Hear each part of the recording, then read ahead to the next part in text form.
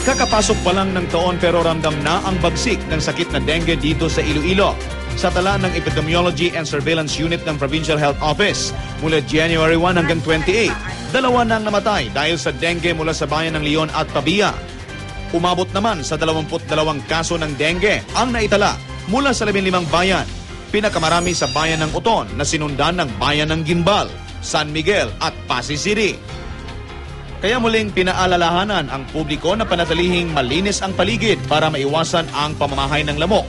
At kung may masamang nararamdaman, kumonsulta agad sa doktor. So let me remind you again of the 4S contra dengue. Search and destroy breeding places. So next is seek early treatment. And next is say no to indiscriminate tagging. And lastly, ang aton nga self-protective measures. Naaalarma na rin ang mga otoridad sa dumadaming kaso ng leptospirosis sa probinsya. Sa ngayon, 63 na ang naitalang kaso kung saan 2 ang kumpirmadong namatay mula sa bayan ng Haniway at Cabatuan. May isa pang namatay pero hininala pa lang na leptospirosis ang dahilan.